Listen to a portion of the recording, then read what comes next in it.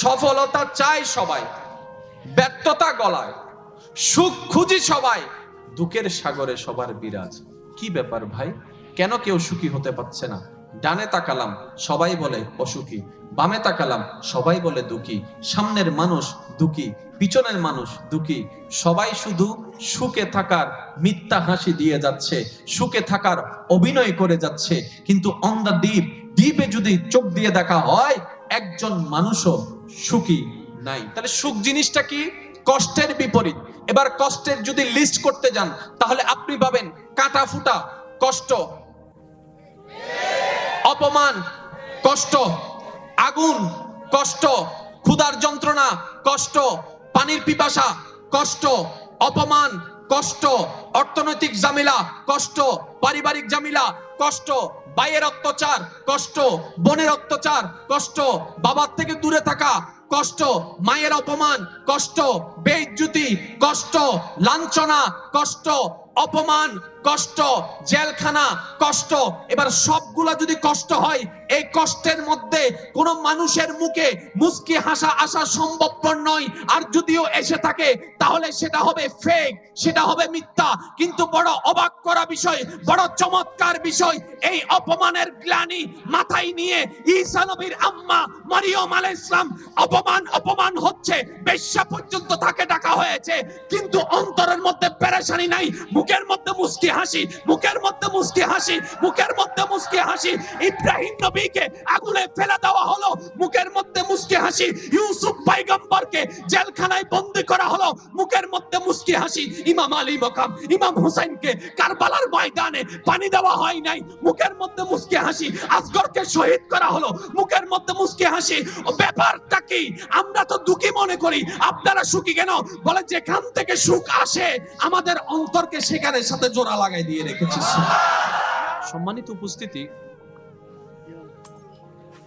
রাত যত গভীর হয়, প্রেমের মজা তত গাঢ় হয়।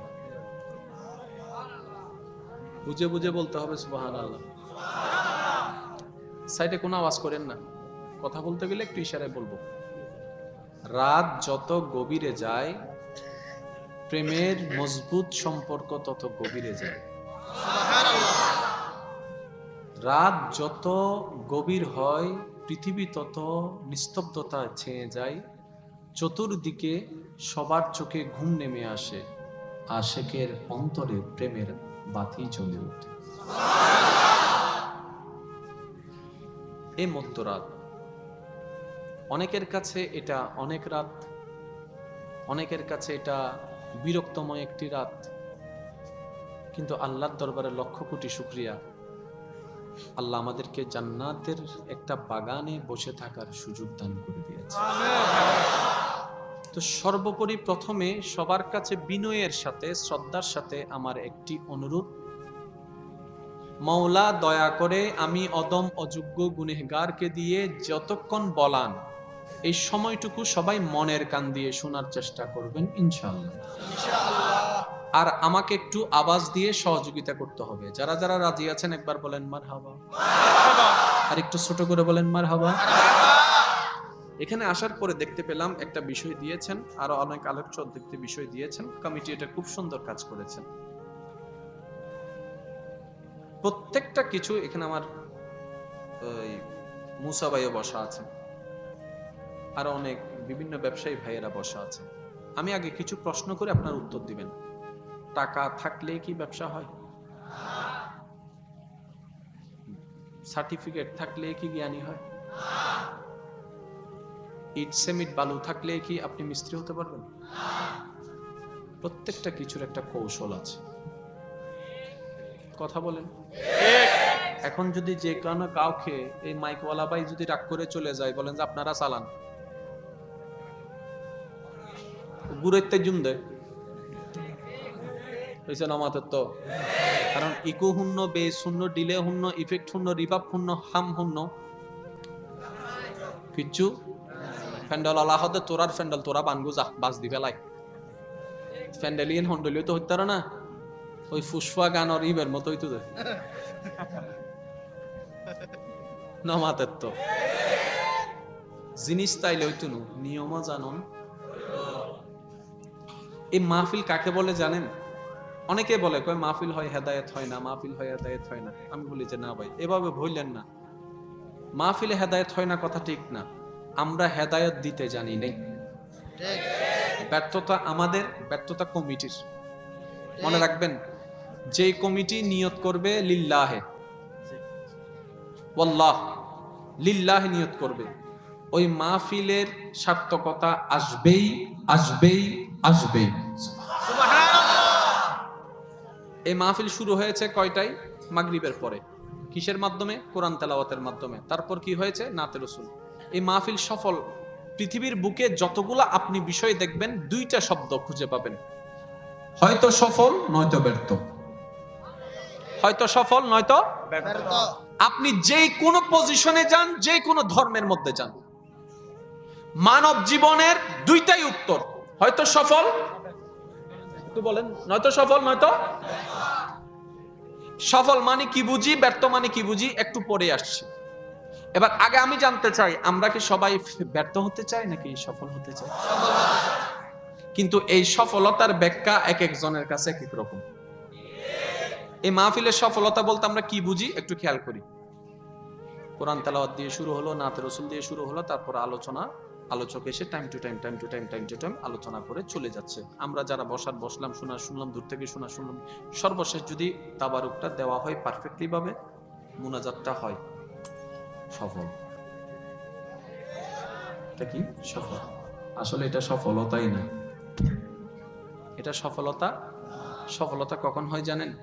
হাজার মানুষের ভিতরে একজন মানুষের অন্তরে যদি এক সেকেন্ডের জন্য এই অনুতাপ আসে, ভুল করেছি, রবকে নারাজ করেছি, আমার আসলেই তওবা করা দরকার, আমার আসলে রবের দিকে ফিরে যাওয়া দরকার, আমার আসলে কাজটা করা উচিত হয়নি, আমার জীবনটা আসলে ভুলের মধ্যে গিয়েছে, জাস্ট একটা সেকেন্ডের জন্য কোন বান্দার অন্তরে যদি এই অনুশোচনার উদ্ভব হয়, জাগ্রত হয়, ওই বান্দার ওই আমলের উসিলায় সমস্ত মাহফিল কবুল হয়ে যায়। সুবহানাল্লাহ।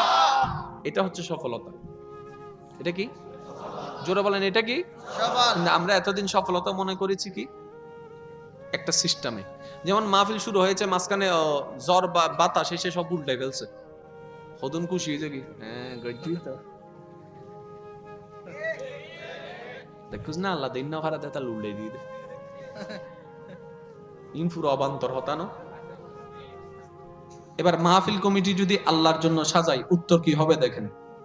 মনে করেন মাহফিল শুরু হয়েছে, ঝড় এসে, তুফান এসে সব উল্টে দিছে, এখন একজন হাসতেছে, আল্লাহ তো দেখতে পারে না, পছন্দ করে না, তখন মাহফিল কমিটি বলবে, যার জন্য সাজাইছে উনি ভাঙছে, আমার দোষ কি? আমি তো সাজিয়েছি উনার জন্য। এবার ওনার মন চাইলে করাক, মন চাইলে না করাক, মন চাইলে তুফান দেখ, মন চাইলে বৃষ্টি দেখ, আমার কি? ওনার করাই তো মন চাইলেও আলহামদুলিল্লাহ, ভাঙতে মন চাইলেও আলহামদুলিল্লাহ। উত্তর আছে না নাই? আর একটু জোরে বলতে হবে, উত্তর আছে না নাই? তাহলে একটু খেয়াল করেন, প্রত্যেকটা মানবের জীবনে দুইটাই শব্দ, একটা সফল একটা ব্যর্থ। সবাই চায় সফলতা, আওয়াজ দিয়ে বলেন, সবাই চায়, কিন্তু পাচ্ছি সবাই নমাতত্ব। সবাই চাই সফলতা, পাচ্ছি সবাই ব্যর্থতা। আর একটু সহজে যদি বুঝার জন্য বলি, আমরা সবাই চাই সুখ, পাই সবাই দুঃখ। ইয়েনান্নাহার হদুজের হালিয়ে হাই দি সাগা পরাটাইবে, এখন অন দুপুর হতা হইতে লাগুন না, তাই তো 3টা বাজে, বাতুন ন হাইয়ের গুঙ্গে গুদি সাগা পরাটাইবে, হাই দি সুখ নাকি দুঃখ? বিদেশ গিয়েছে, যত টাকা খরচ করে গিয়েছে তা ইনকামও করতে পারে নাই, সুখ না দুঃখ? পড়ালেখা করেছে ঠিকই, পরীক্ষায় পাশ করতে পারে নাই, মানে ওই আমরা যেটা বলি আর কি গোল্ডেন এ প্লাস পাই নাই, সুখ না দুঃখ? এন হদুন আছে ফাঁস গড়ি হলি, মানে 99 পাই, একই বে ন ফাইকা হাইন হাইন দূরে যাবি, কি রো ভাই হাঁ দরকা ফেল গুজুস না কি ভাই ইউস হদ গোল্ডেন এ প্লাস, তো হাঁ দর দেখিলে হদ এক বিষয় মিতে 1,00,000 পাই এসে মাতো না বাজে ইল্লো কিছু আছে না? আছে। আসেন, আমি ঠান্ডায় ঠান্ডায় বলছি, আপনারা শুধু মিলাবেন, যদি আপনার বিবেকের সাথে মিলে যায় আপনার জীবনের জন্য ভালো হয় তাহলে গ্রহণ করবেন, আর যদি দেখেন যে এটা আপনার জীবনের জন্য অ্যাপ্রোপ্রিয়েট নয় তাহলে বাদ দিবেন, কোনো সমস্যা নেই। শুনতে গেলে কারো কোনো আপত্তি? আওয়াজটা একটু বড় লাগবে যে, শুনতে কারো কোনো আপত্তি? ইমানদার ভাইরা একটু গভীর মনোযোগ। সফলতা চাই সবাই, ব্যর্থতা গলায়, সুখ খুঁজি সবাই, দুঃখের সাগরে সবার বিরাজ। কি ব্যাপার ভাই, কেন কেউ সুখী হতে পারছে না? ডানে তাকালাম সবাই বলে অসুখী, বামে তাকালাম সবাই বলে দুঃখী, সামনের মানুষ দুঃখী, পিছনের মানুষ দুঃখী, সবাই শুধু সুখে থাকার মিথ্যা হাসি দিয়ে যাচ্ছে, সুখে থাকার অভিনয় করে যাচ্ছে। কিন্তু অন দ্য ডিপে যদি চোখ দিয়ে দেখা হয়, একজন মানুষও সুখী নাই। সেজন্য কিছুদিন আগে একটা লেখা লিখছিলাম, আমার আবার একটু লেখার পাগলামিটা আছে, লিখতে বেশি পছন্দ করি। কিছুদিন আগে হঠাৎ একটা লেখা মাথায় আসলো, যদি মানুষের হাসিকে পোস্টমর্টেম করা হতো তাহলে ফরেনসিক রিপোর্টে আসতো প্রত্যেকটা হাসির মধ্যে ফরমালিন আছে। কারণ মন থেকে হাসা একটা জিনিস, মুখ থেকে হাসা আরেক জিনিস।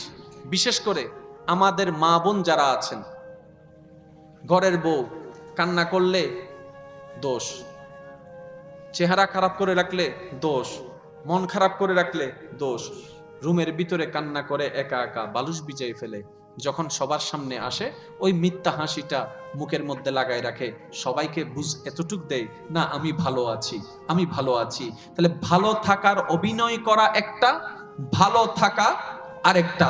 এবার আপনারাই বলেন কোনটা চাচ্ছেন, অভিনয় করা নাকি সত্যিটা? আরে জোরে বলেন, আমরা আছি কোনটাতে, সত্যিটাতে নাকি অভিনয়ে? আরেকটু জোরে। তাহলে সত্য সুখের মধ্যে কে আছে একটু খেয়াল করবেন। তাহলে সুখ জিনিসটা কি? কষ্টের বিপরীত। এবার কষ্টের যদি লিস্ট করতে যান তাহলে আপনি পাবেন কাটা ফুটা কষ্ট, অপমান কষ্ট, আগুন কষ্ট, ক্ষুধার যন্ত্রণা কষ্ট, পানির পিপাসা কষ্ট, অপমান কষ্ট, অর্থনৈতিক ঝামেলা কষ্ট, পারিবারিক ঝামেলা কষ্ট, ভাইয়ের অত্যাচার কষ্ট, বোনের অত্যাচার কষ্ট, বাবার থেকে দূরে থাকা কষ্ট, মায়ের অপমান কষ্ট, বেইজ্জতি কষ্ট, লাঞ্ছনা কষ্ট, অপমান কষ্ট, জেলখানা কষ্ট। এবার সবগুলা যদি কষ্ট হয়, এই কষ্টের মধ্যে কোন মানুষের মুখে মুস্কি হাসা আসা সম্ভবপর নয়। আর যদিও এসে থাকে তাহলে সেটা হবে ফেক, সেটা হবে মিথ্যা। কিন্তু বড় অবাক করা বিষয়, বড় চমৎকার বিষয়, এই অপমানের গ্লানি মাথায় নিয়ে ঈসা নবীর আম্মা মরিয়ম আলাইহিস সালাম অপমান হচ্ছে, বেশ্যা পর্যন্ত তাকে ডাকা হয়েছে, কিন্তু অন্তরের মধ্যে পেরেশানি নাই, মুখের মধ্যে মুস্কি হাসি, মুখের মধ্যে মুস্কি হাসি, মুখের মধ্যে মুস্কি হাসি। ইব্রাহিম নবীকে আগুনে ফেলে দেওয়া হলো, মুখের মধ্যে মুস্কি হাসি। ইউসুফ পয়গম্বরকে জেলখানায় বন্দী করা হলো, মুখের মধ্যে মুস্কি হাসি। ইমাম আলী মাকাম, ইমাম হুসাইনকে কারবালার ময়দানে পানি দেওয়া হয় নাই, মুখের মধ্যে মুস্কি হাসি।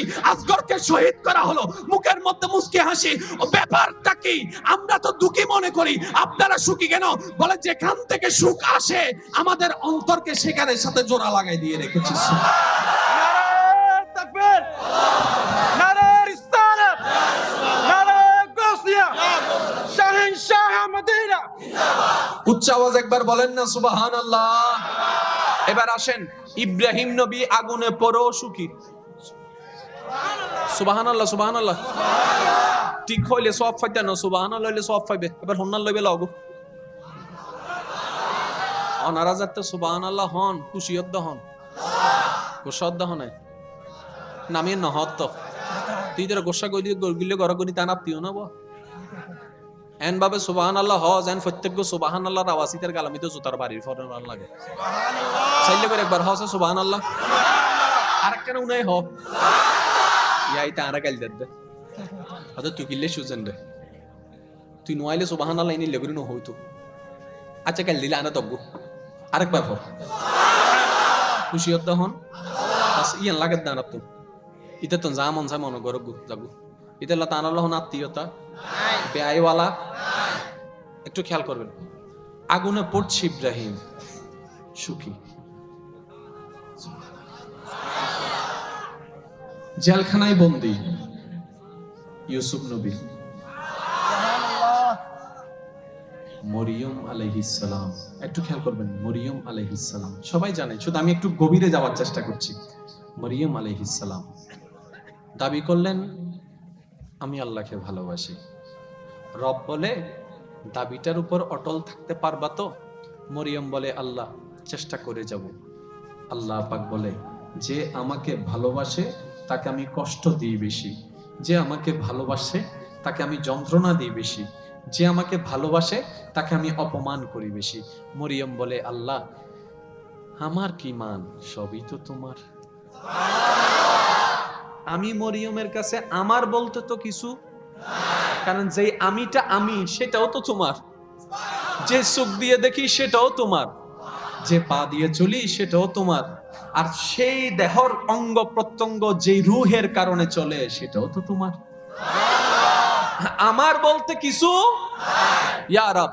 রবে বলে তাহলে প্রস্তুতি নাও। এবার প্রস্তুতি কি? হঠাৎ করে জিব্রাইল আসলেন। উলামায়ে কেরামের জবানে শুনেন, আমি শুধু একটু মনে করে দিচ্ছি। জিব্রাইল আসলেন, আল্লাহর হুকুমটা নিয়ে আনার পর মুখের মধ্যে ফু দিলেন, বাচ্চা পেটের মধ্যে চলে আসলো। এবার জগতে জানে উনি এমন একজনের কন্যা যিনি সমাজের মধ্যে সবার চাইতে সম্মানিত একজন ব্যক্তি। উনি এমন একজনের সন্তান যেই ব্যক্তি কখনো মিথ্যা বলে নাই, বাটপারি করে নাই, চুরি করে নাই, এক কথায় সবাই যাকে চোখ বন্ধ করে বিশ্বাস করত এমন একটা ব্যক্তির মেয়ে হচ্ছেন উনি। অর্থাৎ সবাই খারাপ করতে পারে, উনার মেয়ে কখনো খারাপ করতে পারে না, এই কথাই সবার বিশ্বাস ছিল। যখন পেটের মধ্যে বাচ্চা চলে আসলো, এক কান থেকে দুই কান, দুই কান থেকে তিন কান, তিন কান থেকে চার কান। আর আপনারা তো জানেন প্রশংসা প্রচার হয় না, বদনাম তাড়াতাড়ি প্রচার হয়। আপনি 10টা ভালো কাজ করেন, প্রশংসা দেওয়ার মতো কেউ থাকবে না। একটা ভুল করেন, তার বাস্তব প্রমাণ বলি। ঘরের মধ্যে সবাই রান্না করে তো ইনশাল্লাহ, পরিবারের সবাই জোরে বলেন না। কারো ঘরে মা করে, কারো ঘরে বউয়ে করে, কারো ঘরে ভাবিয়ে করে, কারো ঘরে মামিয়ে করে, এক একজনের ঘরে এক একজন রান্না করে, প্রত্যেকদিন রান্না খায়। মজা হলে জীবন একবারও বলি নাই মজা হইছে, কিন্তু যেই দিন লবণ একটু কম হইছে আইকা হইতাম না হতো। যেই দিন লবণ একটু কম হইছে মনি এন্ড হন্ডে তাহেদে। আর যদি লবণ একটু বেশি হয় তাহলে তারও খাইছে। আর যদি চুল পাইছে, এতদিন যে রান্না মজা হয়েছে এটার কোনো ক্রেডিট নাই, এটার কোনো বাবা নাই, কিন্তু যেই দিন একটু 19-20 হয়েছে বদনামের কোনো অভাব। মনে রাখবেন ভাইয়েরা, যদি জীবনে সাকসেস করতে চান, দুনিয়াতে এবং পরকালে যদি সফলতা পেতে চান, যতগুলা মাধ্যম আছে তার মধ্যে একটা মাধ্যম মনে রাখবেন, বদনাম হবে নিজের, অন্যের হবে শুধু প্রশংসা। আর একটু জোরে বলেন না সুবহানাল্লাহ। যদি লাইফে সাকসেস করতে চান, যে তুই একজন, আমাকে তো সবাই মহব্বত করে না, দুই একজন যারা করেন আর কি, তাদের উপর আমার একটা আবদার করার অধিকার। যুবক ভাইরা বলে না কেন, আপনাদের উপর আমার একটা অধিকার আছে না নাই? ওই অধিকারের উপর বলছি, বদনাম হবে নিজের, অন্যের হবে প্রশংসা। দোষ খুঁজবেন সবসময় নিজের, অন্যের দোষগুলোকে সবসময় গোপন করে রাখবেন। আপনার আল্লাহ যে আপনাকে কত সম্মানিত করবেন আপনি কল্পনাও করতে পারবেন না। শুধু পেতে থাকবেন আর ভাবতে থাকবেন কি এমন করলাম যে এটা আসছে, কি এমন করলাম যে এটা পাচ্ছি।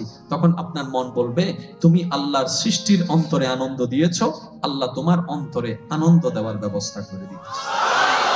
সেজন্য আমি প্রায় মাহফিলে বলি, আল্লাহর দরবারে কমতি বলে কোনো শব্দ নেই, কিন্তু আমরা নিতে জানি না, চাইতে জানি না। আরেকটু জোরে বলেন ঠিক কিনা, আরেকটু জোরে বলেন ঠিক কিনা। এবার মরিয়ম আলাইহিস সালামের কথাটা একটু খেয়াল করবেন ভাইয়েরা। রব্বে কারীম এবার ওনাকে এমন একটা পরীক্ষায় ফেলে দিলেন, না বলতে পারে না সইতে পারে। একটু খেয়াল করেন, না বলতে পারে না সইতে পারে। এবার এই কাজের জন্য কি উনি অপমানিত নাকি ওনার বাবাও? কথা বলেন না। তাহলে আল্লাহ ওনাকে দিয়ে ওনার বাবাকেও পরীক্ষা করছেন। এটা আপনার জীবনও হতে পারে। নবী রাসূলের জীবনী আমাদের জন্য শিক্ষা। একটু পরে আসছে ইনশাআল্লাহ এই জিনিসটা বুঝতে পারবেন। আপনার কি বিরক্ত হচ্ছেন? চিন্তা করেন আমি আধা ঘন্টার ভিতর শেষ করে দিব। বজন ঘুমাই তো পারলা হদুনুর গর তো মিস কল দেয় পারলা। আল্লাহ আমাদের সবাইকে বুঝার তৌফিক দান করুন। আজকে আমি বলবো কম, আপনাদেরকে একটু বলতে হবে বেশি, ঠিক আছে তো? মরিয়ম আলাইহিস সালামকে আল্লাহ দান করলেন। এবার মরিয়ম ভাবতে লাগলেন আমার তো স্বামী, যেহেতু আল্লাহ দিয়েছেন নিশ্চয়ই এই সন্তানটা কোনো বাটপার হবে না। যেটা আসছে সেটা এতটুকু নিশ্চিত বাকপাত হবে না। জাহান্নামী হবে না। কিছু তো একটা নিয়ামত দিয়েছেন। এবার আসেন বাবা অপমানিত, মা অপমানিত, বংশ অপমানিত, সমাজের চোখে নষ্ট হয়ে গেল তাদের ইজ্জত, সবাই ধিক্কার দেওয়া লাগলো, এ করতে লাগলো, সে করতে লাগলো। ওনার আব্বা, কার আব্বা? মরিয়ম আলাইহিস সালামের আব্বা। মরিয়ম আলাইহিস সালামের আব্বা একবারও এসে মেয়েকে জিজ্ঞেস করে নাই তোর পেটে কার বাচ্চা, জিজ্ঞেস করে নাই কোত্থেকে আসলো। ও মরিয়মের আব্বা মেয়েকে তো শাসন করেন, উনি বলে আমার মেয়ে হয়েছে পরে, আমার রবের বান্দি হয়েছে আগে, রবের যা মন চাই তা করুক, আমার কোনো আপত্তি নেই। আল্লাহু আকবার।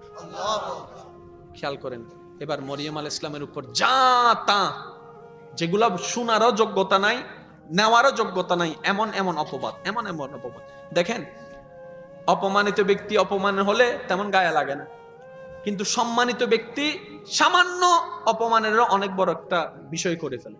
কারণ মানবের জীবনে সবচাইতে দামি সম্পদের নাম হচ্ছে ইজ্জত। ঠিক না হতা?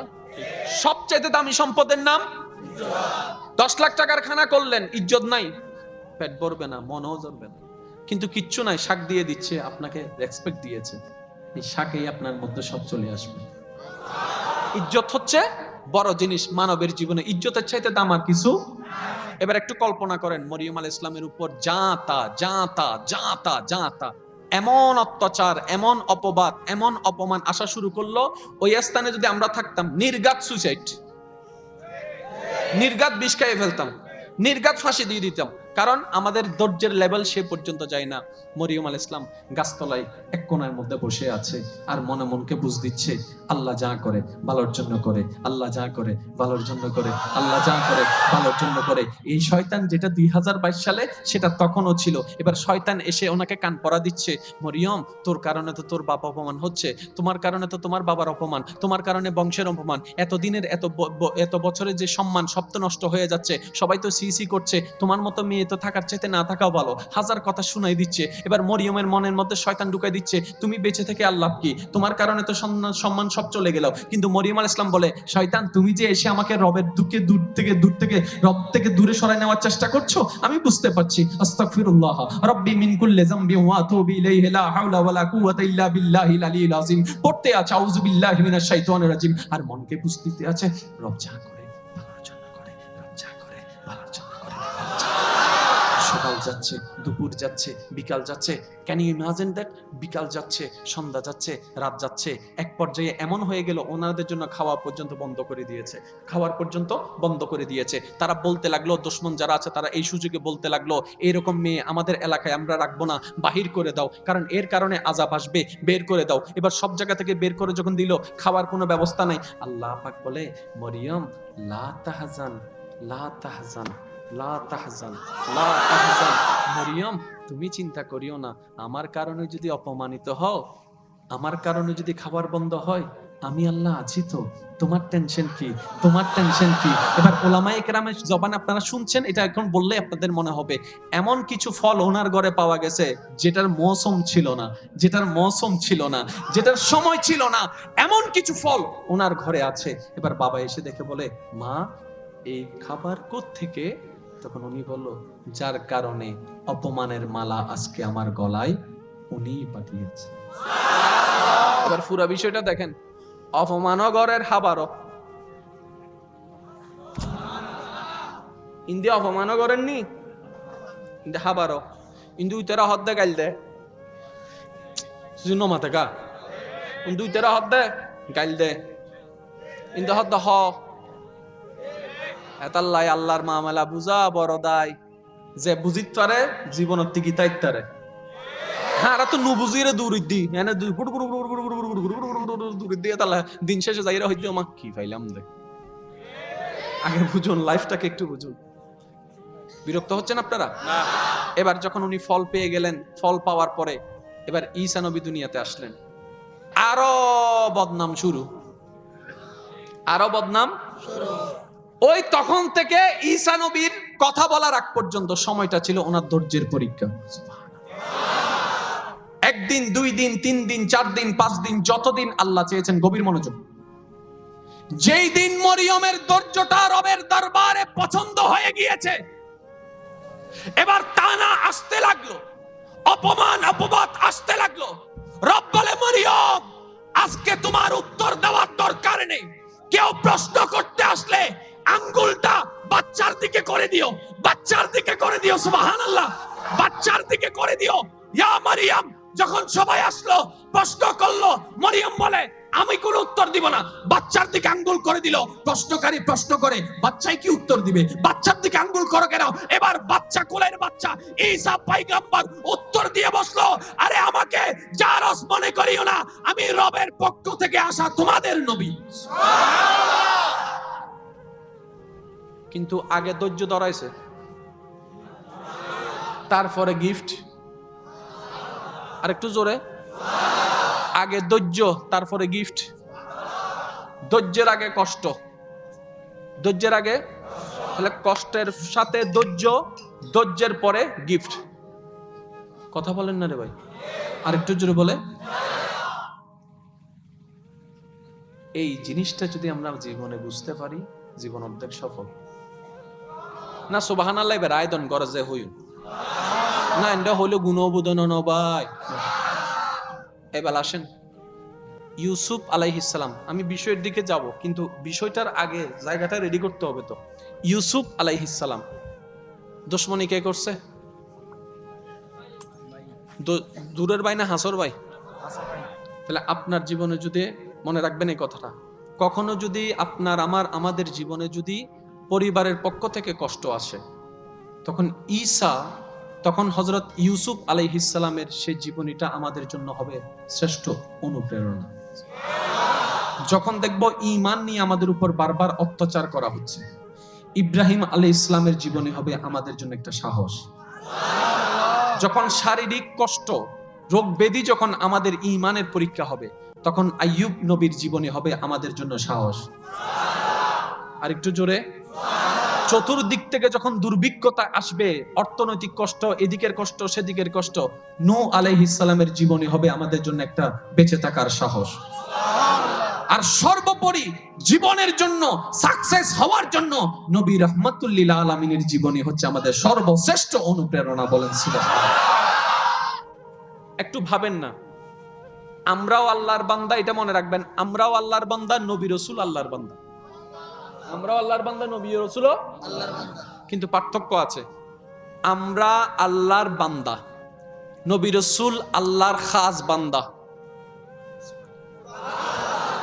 আমরা হচ্ছি অনলি বান্দা, ওনারা হচ্ছে স্পেশাল বান্দা। তাহলে আমাদের চাইতে ওনাদের দাম অনেক, আমাদের চাইতে ওনাদের মর্যাদা অনেক।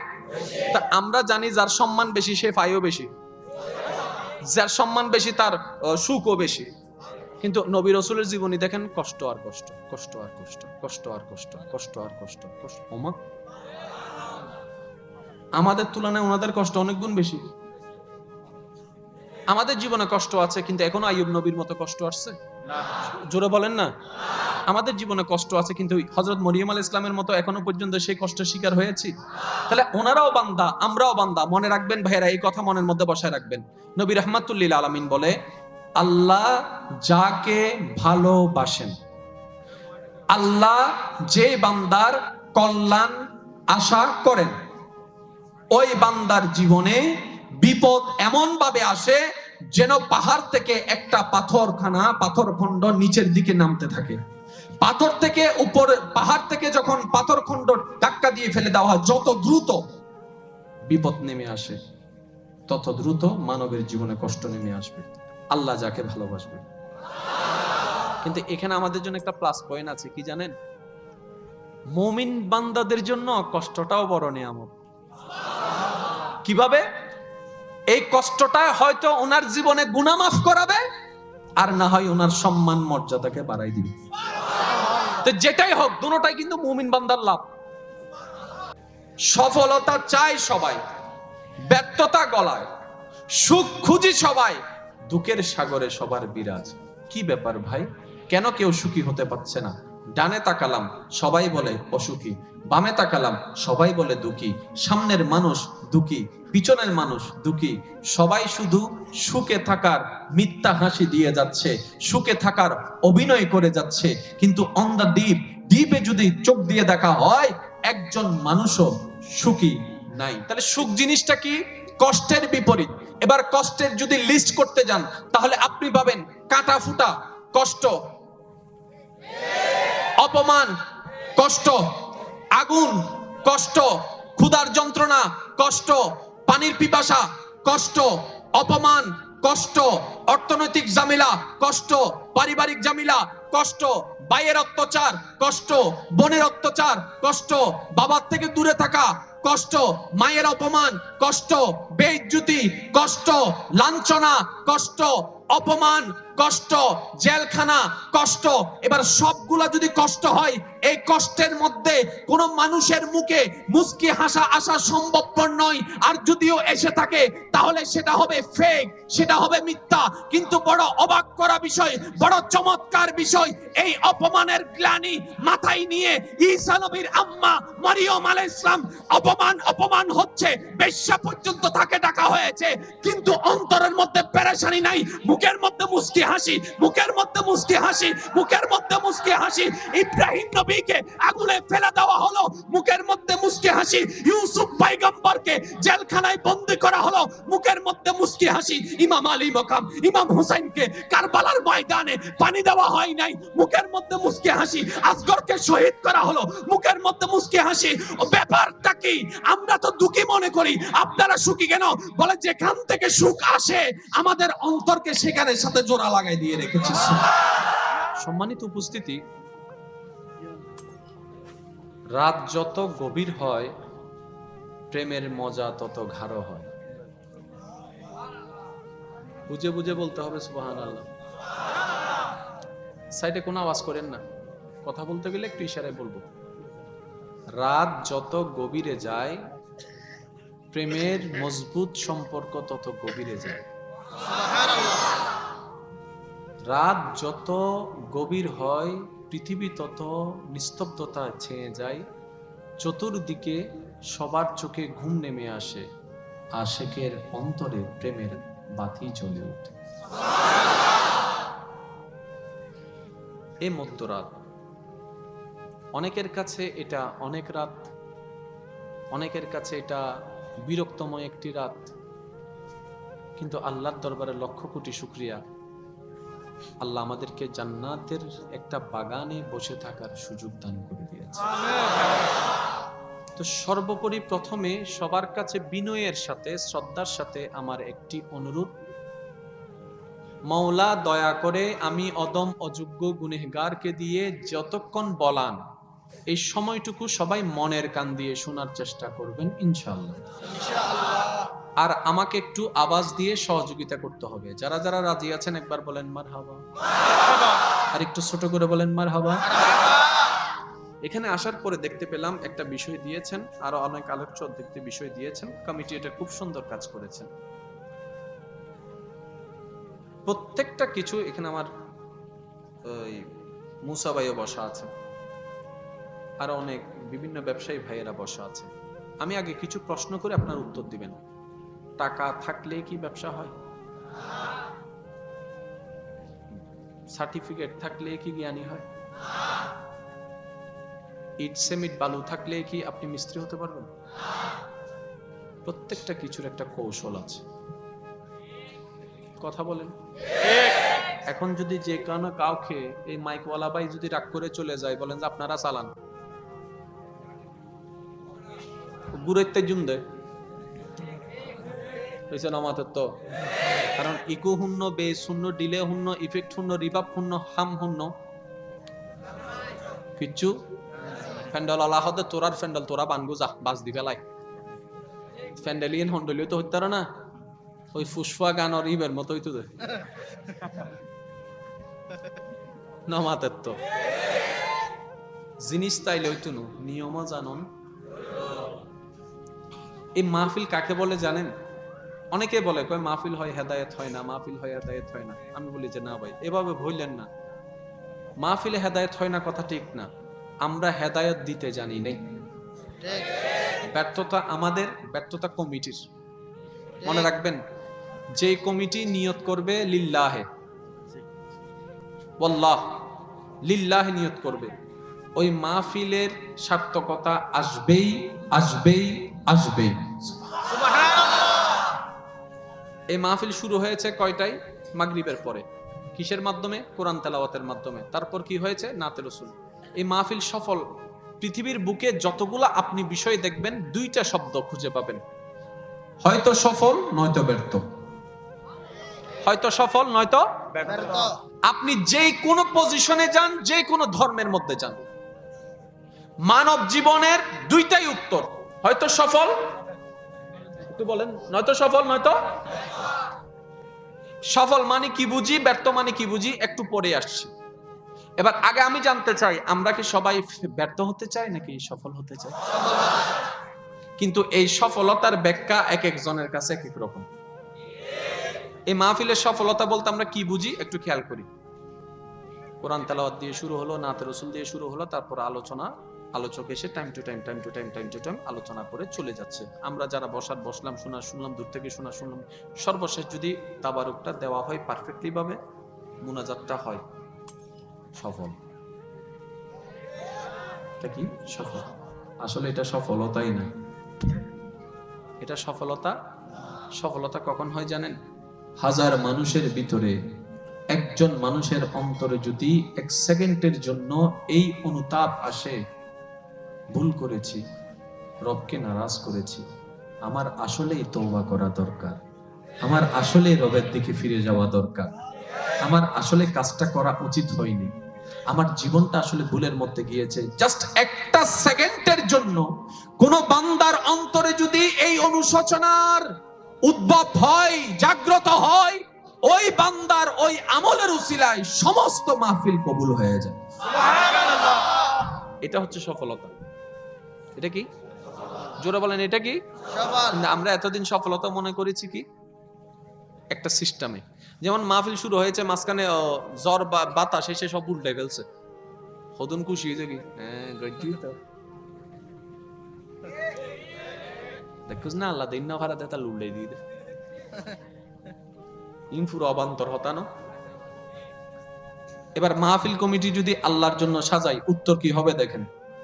মনে করেন মাহফিল শুরু হয়েছে, ঝড় এসে, তুফান এসে সব উল্টে দিছে, এখন একজন হাসতেছে, আল্লাহ তো দেখতে পারে না, পছন্দ করে না।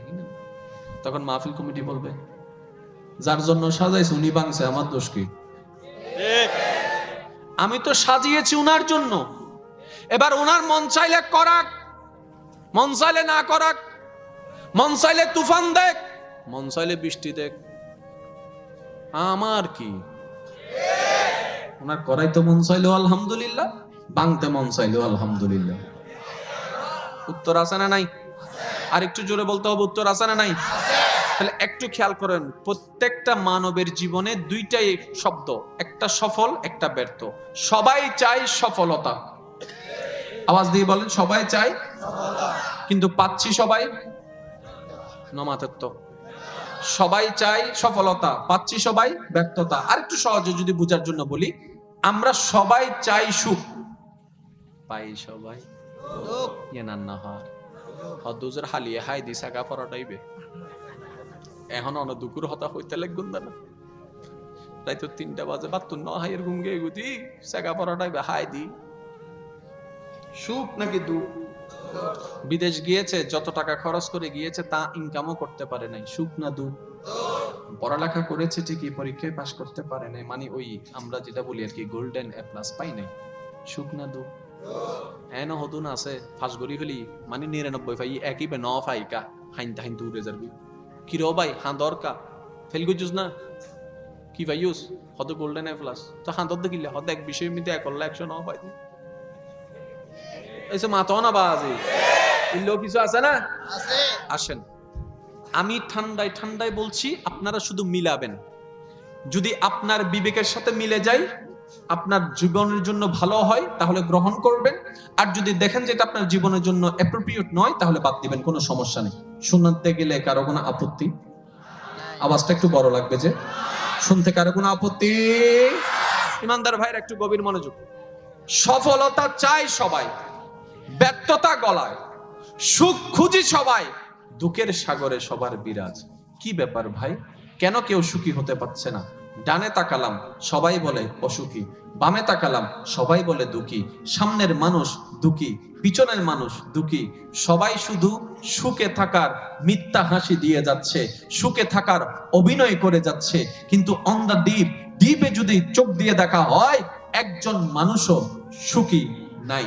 সেজন্য কিছুদিন আগে একটা লেখা লিখছিলাম, আমার আবার একটু লেখার পাগলামিটা আছে, লিখতে বেশি পছন্দ করি। কিছুদিন আগে হঠাৎ একটা লেখা মাথায় আসলো, যদি মানুষের হাসিকে পোস্টমর্টেম করা হতো তাহলে ফরেনসিক রিপোর্টে আসতো প্রত্যেকটা হাসির মধ্যে ফরমালিন আছে। কারণ মন থেকে হাসা একটা জিনিস, মুখ থেকে হাসা আরেক জিনিস।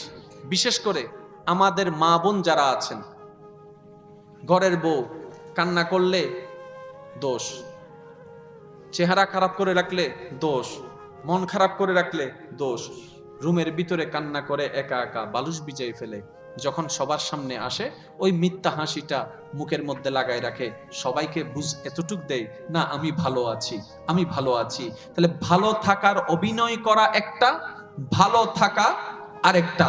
এবার আপনারাই বলেন কোনটা চাচ্ছেন, অভিনয় করা নাকি সত্যিটা? আরে জোরে বলেন, আমরা আছি কোনটাতে, সত্যিটাতে নাকি অভিনয়ে? আরেকটু জোরে। তাহলে সত্য সুখের মধ্যে কে আছে একটু খেয়াল করবেন। তাহলে সুখ জিনিসটা কি? কষ্টের বিপরীত। এবার কষ্টের যদি লিস্ট করতে যান তাহলে আপনি পাবেন কাটা ফুটা কষ্ট, অপমান কষ্ট, আগুন কষ্ট, ক্ষুধার যন্ত্রণা কষ্ট, পানির পিপাসা কষ্ট, অপমান কষ্ট, অর্থনৈতিক ঝামেলা কষ্ট, পারিবারিক ঝামেলা কষ্ট, ভাইয়ের অত্যাচার কষ্ট, বোনের অত্যাচার কষ্ট, বাবার থেকে দূরে থাকা কষ্ট, মায়ের অপমান কষ্ট, বেইজ্জতি কষ্ট, লাঞ্ছনা কষ্ট, অপমান কষ্ট, জেলখানা কষ্ট। এবার সবগুলা যদি কষ্ট হয়, এই কষ্টের মধ্যে কোন মানুষের মুখে মুস্কি হাসা আসা সম্ভবপর নয়। আর যদিও এসে থাকে তাহলে সেটা হবে ফেক, সেটা হবে মিথ্যা। কিন্তু বড় অবাক করা বিষয়, বড় চমৎকার বিষয়, এই অপমানের গ্লানি মাথায় নিয়ে ঈসা নবীর আম্মা মরিয়ম আলাইহিস সালাম অপমান হচ্ছে, বেশ্যা পর্যন্ত তাকে ডাকা হয়েছে, কিন্তু অন্তরের মধ্যে পেরেশানি নাই, মুখের মধ্যে মুস্কি হাসি, মুখের মধ্যে মুস্কি হাসি, মুখের মধ্যে মুস্কি হাসি। ইব্রাহিম নবীকে আগুনে ফেলে দেওয়া হলো, মুখের মধ্যে মুস্কি হাসি। ইউসুফ পয়গম্বরকে জেলখানায় বন্দী করা হলো, মুখের মধ্যে মুস্কি হাসি। ইমাম আলী মাকাম, ইমাম হুসাইনকে কারবালার ময়দানে পানি দেওয়া হয় নাই, মুখের মধ্যে মুস্কি হাসি। আসগরকে শহীদ করা হলো, মুখের মধ্যে মুস্কি হাসি। ব্যাপারটা কি? আমরা তো দুঃখী মনে করি, আপনারা সুখী কেন? বলে যেখান থেকে সুখ আসে আমাদের অন্তরকে সেখানে সাথে জোড়া লাগাই দিয়ে রেখেছে। নারে তাকবীর, নারে রিসালাত, নারে গাউসিয়া, শাহেনশাহ মদিনা। উচ্চ আওয়াজ একবার বলেন না সুবহানাল্লাহ। এবার আসেন, ইব্রাহিম নবী আগুনে পড়ো সুখী। সুবহানাল্লাহ, সুবহানাল্লাহ। ঠিক হইলে সব ফাইতে না, সুবহানাল্লাহ হইলে সব পাইবে। এবার হন্নাল লইবে লাগু অনারা যাতে সুবহানাল্লাহ হন, খুশিয়ত হন, গোসদ হনে নামিয়ে নহত। তুই যারা গোসা গই দিয়ে গিলে ঘর গনি তা নাপতিও না বা এন ভাবে সুবহানাল্লাহ হ যেন প্রত্যেক সুবহানাল্লাহর আওয়াজ ইতার গালামিতে জুতার বাড়ির ফরন ভাল লাগে। চাইলে করে একবার হসে সুবহানাল্লাহ, আরেকটা উনাই হ ইয়াই তারা গাল দেবে হয়তো তুই কিনলে সুজেন রে, তুই নোয়াইলে সুবহানাল্লাহ ইনি লেগুরি ন হইতো। আচ্ছা কাল দিলে আনা তব্বু আরেকবার হোক খুশিয়ত হন। ইয়ান লাগে দাঁড়াত তো ইতে তো যা মন চায় মনে গর যাবো। ইতে তানাল্লাহ আত্মীয়তা ব্যয়ওয়ালা একটু খেয়াল করবেন। আগুনে পড়ছে ইব্রাহিম সুখী, জেলখানায় বন্দী ইউসুফ নবী, মরিয়ম আলাইহিস সালাম। একটু খেয়াল করবেন, মরিয়ম আলাইহিস সালাম সবাই জানে, শুধু আমি একটু গভীরে যাওয়ার চেষ্টা করছি। মরিয়ম আলাইহিস সালাম দাবি করলেন আমি আল্লাহকে ভালোবাসি। রব বলে দাবিটার উপর অটল থাকতে পারবা তো? মরিয়ম বলে আল্লাহ চেষ্টা করে যাব। আল্লাহ পাক বলে যে আমাকে ভালোবাসে তাকে আমি কষ্ট দিই বেশি, যে আমাকে ভালোবাসে তাকে আমি যন্ত্রণা দিই বেশি, যে আমাকে ভালোবাসে তাকে আমি অপমান করি বেশি। মরিয়ম বলে আল্লাহ আমার কি মান, সবই তো তোমার। আমি মরিয়মের কাছে আমার বলতে তো কিছু, কারণ যেই আমিটা আমি সেটাও তো তোমার, যে চোখ দিয়ে দেখি সেটাও তোমার, যে পা দিয়ে চলি সেটাও তোমার, আর সেই দেহর অঙ্গ প্রত্যঙ্গ যেই রুহের কারণে চলে সেটাও তো তোমার। আমার বলতে কিছু ইয়া রব। রবে বলে তাহলে প্রস্তুতি নাও। এবার প্রস্তুতি কি? হঠাৎ করে জিব্রাইল আসলেন। ওলামায়ে কেরামের জবানে শুনেন, আমি শুধু একটু মনে করে দিচ্ছি। জিব্রাইল আসলেন, আল্লাহর হুকুমটা নিয়ে আনার পর মুখের মধ্যে ফু দিলেন, বাচ্চা পেটের মধ্যে চলে আসলো। এবার জগতে জানে উনি এমন একজনের কন্যা যিনি সমাজের মধ্যে সবার চাইতে সম্মানিত একজন ব্যক্তি। উনি এমন একজনের সন্তান যেই ব্যক্তি কখনো মিথ্যা বলে নাই, বাটপারি করে নাই, চুরি করে নাই, এক কথায় সবাই যাকে চোখ বন্ধ করে বিশ্বাস করত এমন একটা ব্যক্তির মেয়ে হচ্ছেন উনি। অর্থাৎ সবাই খারাপ করতে পারে, ওনার মেয়ে কখনো খারাপ করতে পারে না, এই কথাই সবার বিশ্বাস ছিল। যখন পেটের মধ্যে বাচ্চা চলে আসলো, এক কান থেকে দুই কান, দুই কান থেকে তিন কান, তিন কান থেকে চার কান। আর আপনারা তো জানেন প্রশংসা প্রচার হয় না, বদনাম তাড়াতাড়ি প্রচার হয়। আপনি 10টা ভালো কাজ করেন, প্রশংসা দেওয়ার মতো কেউ থাকবে না। একটা ভুল করেন, তার বাস্তব প্রমাণ বলি। ঘরের মধ্যে সবাই রান্না করে তো ইনশাল্লাহ, পরিবারের সবাই জোরে বলেন না। কারো ঘরে মা করে, কারো ঘরে বউয়ে করে, কারো ঘরে ভাবিয়ে করে, কারো ঘরে মামিয়ে করে, এক একজনের ঘরে এক একজন রান্না করে, প্রত্যেকদিন রান্না খায়। মজা হলে জীবন একবারও বলি নাই মজা হইছে, কিন্তু যেই দিন লবণ একটু কম হইছে আইকা হইতাম না হতো।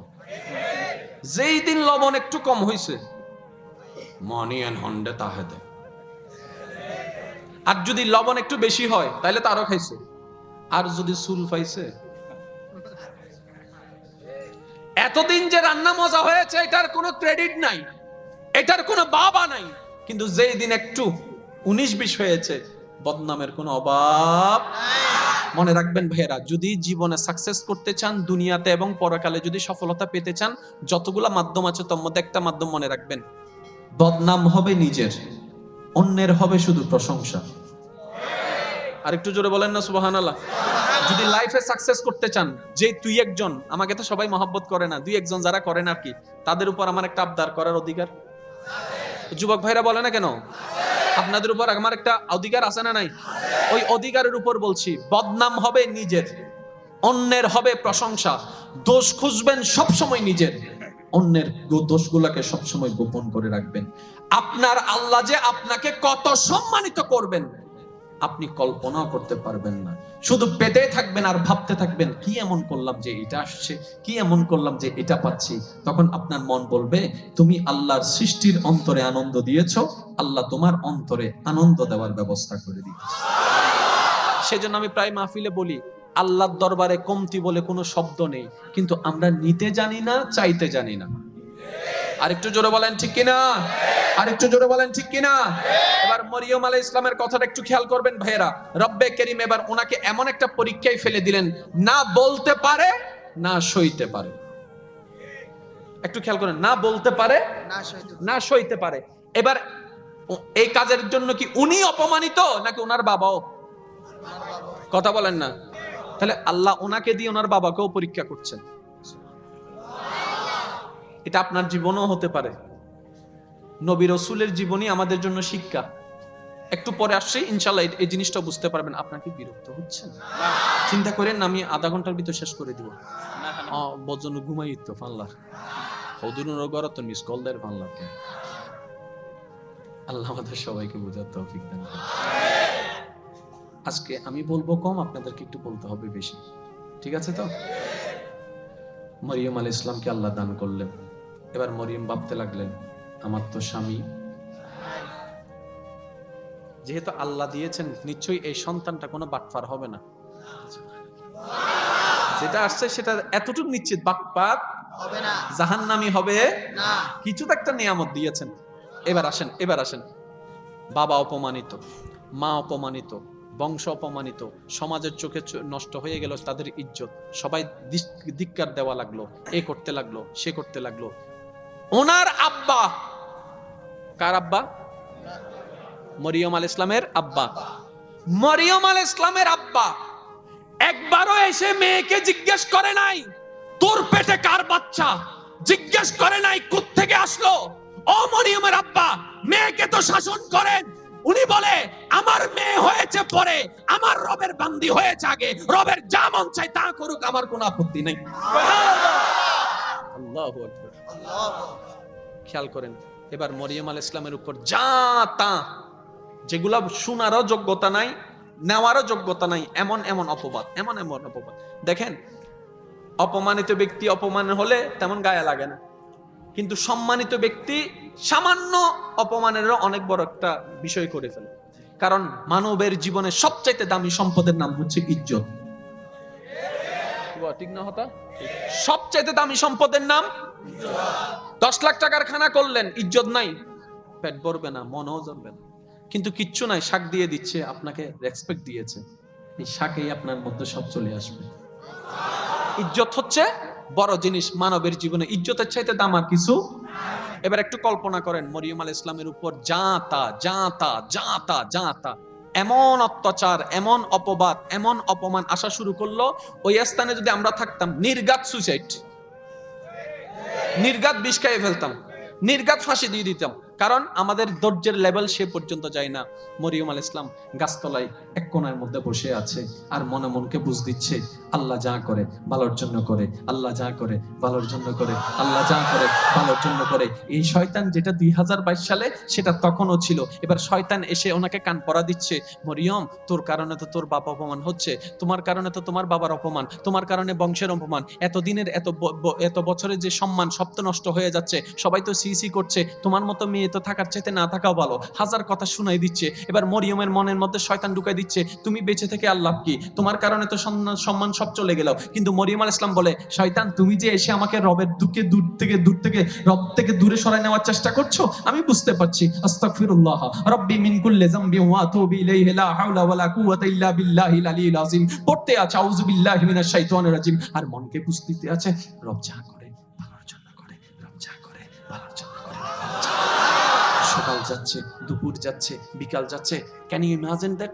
বিকাল যাচ্ছে, সন্ধ্যা যাচ্ছে, রাত যাচ্ছে, এক পর্যায়ে এমন হয়ে গেল ওনাদের জন্য খাওয়া পর্যন্ত বন্ধ করে দিয়েছে, খাওয়ার পর্যন্ত বন্ধ করে দিয়েছে। তারা বলতে লাগলো, দুশমন যারা আছে তারা এই সুযোগে বলতে লাগলো, এরকম মেয়ে আমাদের এলাকায় আমরা রাখবো না, বাহির করে দাও, কারণ এর কারণে আযাব আসবে, বের করে দাও। এবার সব জায়গা থেকে বের করে যখন দিল, খাওয়ার কোনো ব্যবস্থা নাই। আল্লাহ পাক বলে, মরিয়ম লা তাহজান, লা তাহজান, লা তাহজান, লা তাহজান।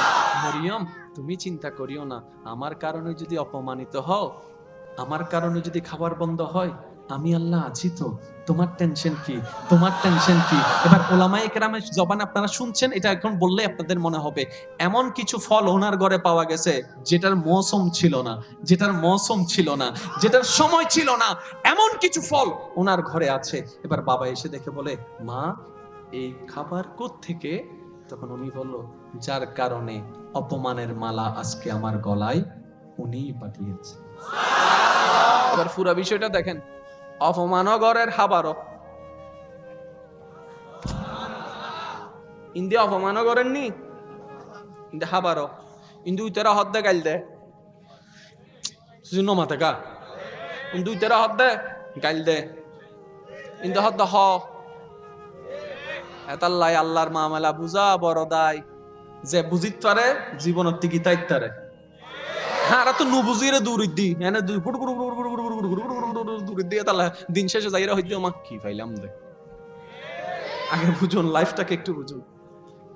বিরক্ত হচ্ছেন আপনারা? এবার যখন উনি ফল পেয়ে গেলেন, ফল পাওয়ার পরে এবার ঈসা নবী দুনিয়াতে আসলেন, আরো বদনাম শুরু, আরো বদনাম শুরু। ওই তখন থেকে ঈসা নবীর কথা বলার আগ পর্যন্ত সময়টা ছিল ওনার ধৈর্যের পরীক্ষা।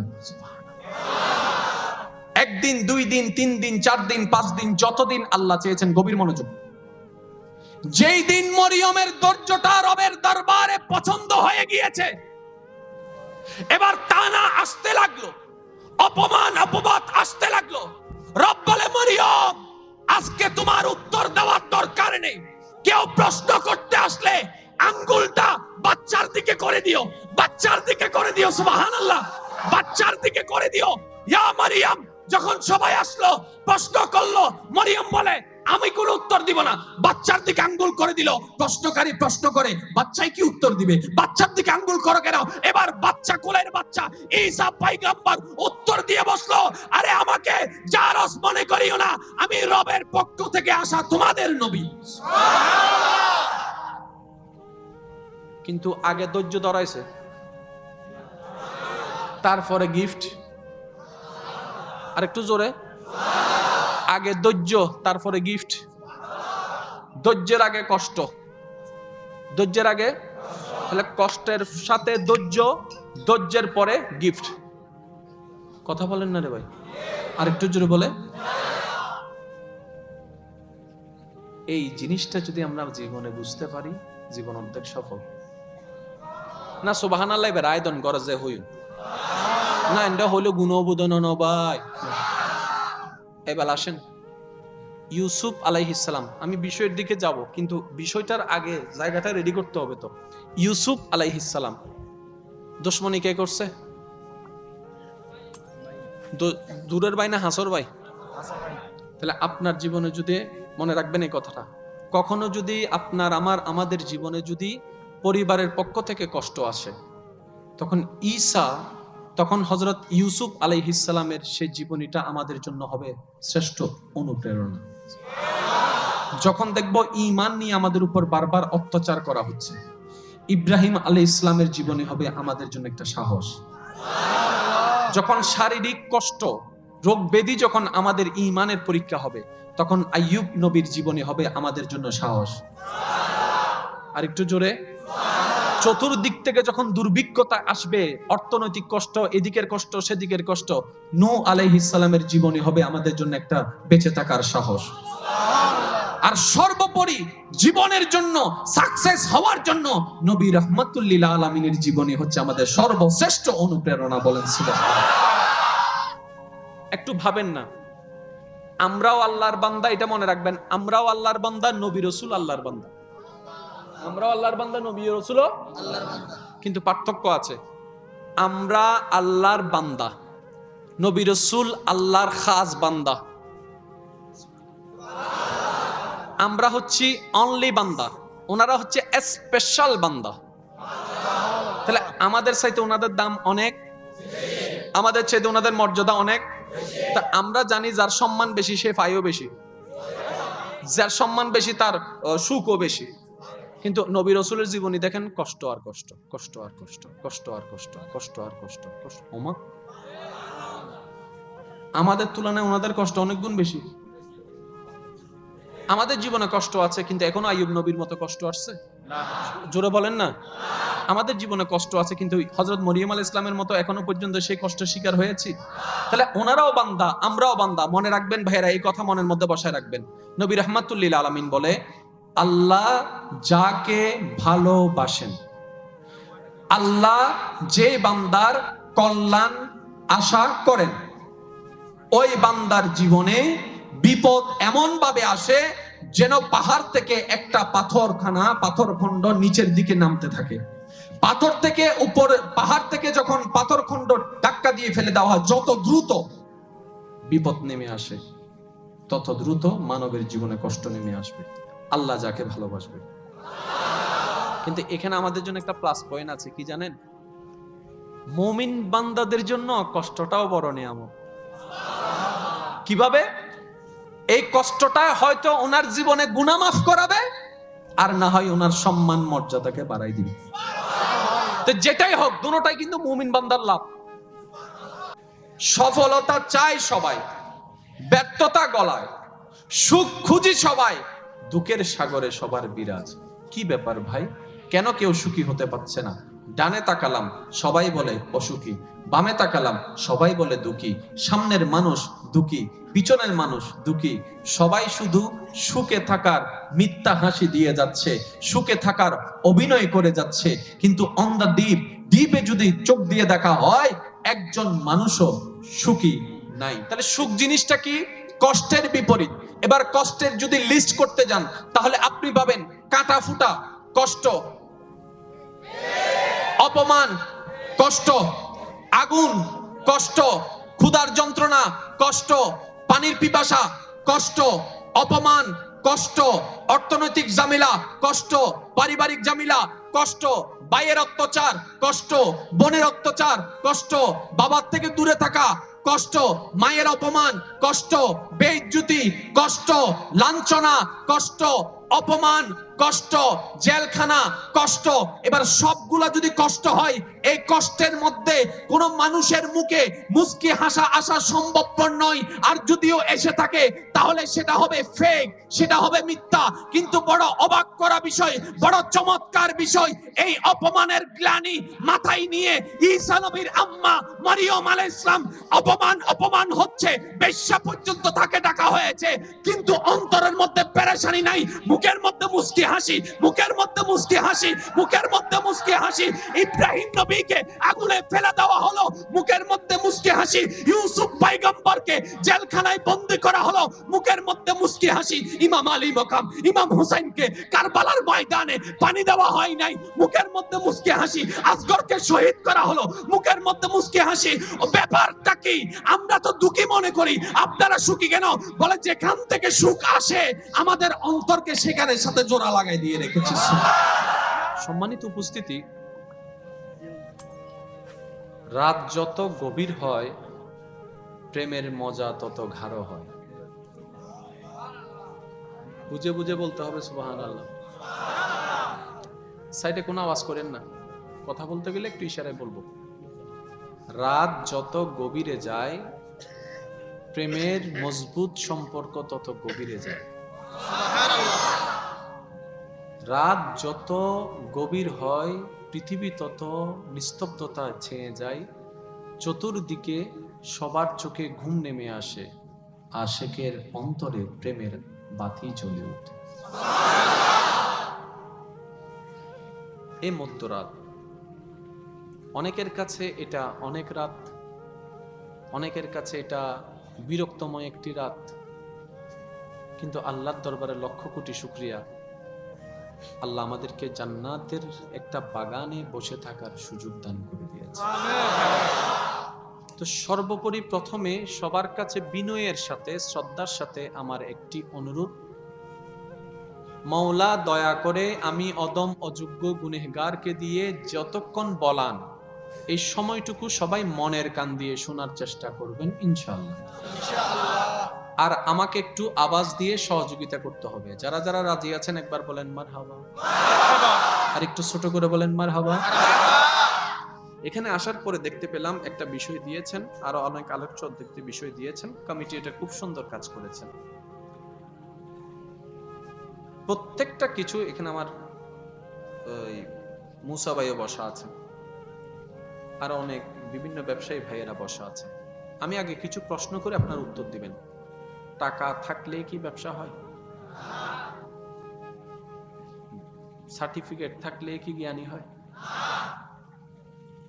ইট সিমেন্ট বালু থাকলে কি আপনি মিস্ত্রি হতে পারবেন? প্রত্যেকটা কিছুর একটা কৌশল আছে। কথা বলেন। এখন যদি যে কারণে কাউকে এই মাইকওয়ালা ভাই যদি রাগ করে চলে যায়, বলেন যে আপনারা চালান, বুড়াইতে জুমদে হয়েছে নামাতের তো। কারণ ইকো শূন্য, বেস শূন্য, ডিলে শূন্য, ইফেক্ট শূন্য, রিভাব শূন্য, হাম শূন্য, কিচ্ছু। ফ্যান্ডেল আলাহতে তোরার ফ্যান্ডেল তোরা বানগু যা বাস দি ফেলাই। ফ্যান্ডেলিয়ান হন্ডলিও তো হইতার না, ওই ফুসফা গান আর ইবের মতো হইতো দে নামাতের তো জিনিস তাইলে হইতো নু। নিয়মও জানন। এই মাহফিল কাকে বলে জানেন? অনেকে বলে কয় মাহফিল হয় হেদায়েত হয় না, মাহফিল হয় হেদায়েত হয় না। আমি বলি যে না ভাই, এভাবে ভুললেন না। মাহফিলে হেদায়েত হয় না কথা ঠিক না, আমরা হেদায়েত দিতে জানি নাই।